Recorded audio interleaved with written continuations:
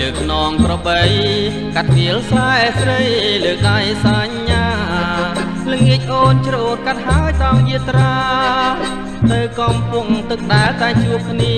ក្នុងក្អមលាក់នំឆ្ងាញ់អងចាមានបរិយមលូស្លាបញាបងផងរួចយើងងូទឹងលេងដៃរៀវរកគ្នាហើយសាសងថាទៅលេងរំវងយប់នាងខែបលឺកណ្ដាលស្រែពើសូមពុកម៉ែទៅ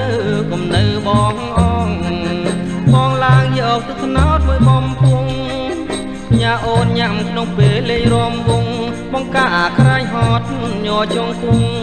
ស្រស់ស្រីមានទ្រង់លើកញ្ញា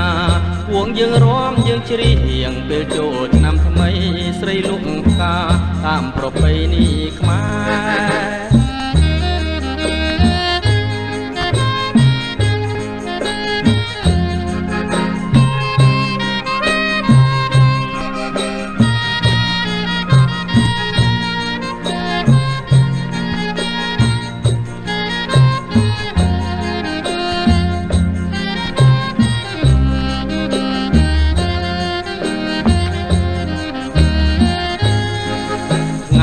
បងរួចលើកនងក្របី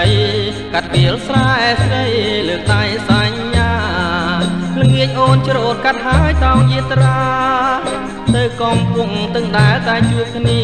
ក្នុងក្អមលាក់នំឆ្ងាញ់អងចា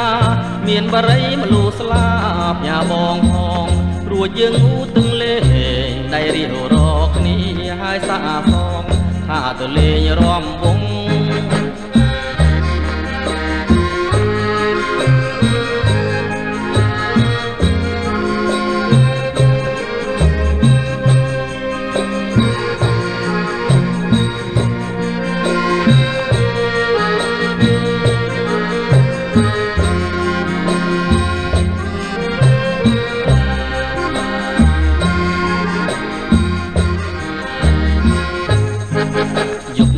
ខែភ្លឺកណ្ដាលស្រែពើ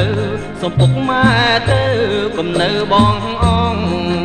បងឡើងយកទឹកថ្នោតមួយបំពង់ញ៉ាអូនញ៉ាំក្នុងពេលលេងរំវងបងកាក្រែងហត់ញ័រចុងគង់ស្រស់ស្រីមានទ្រង់លើកញ្ញាពួកយើងរំយើងច្រៀងពេលចូលឆ្នាំថ្មីស្រីលំផ្កាតាមប្រពៃណីខ្មែរ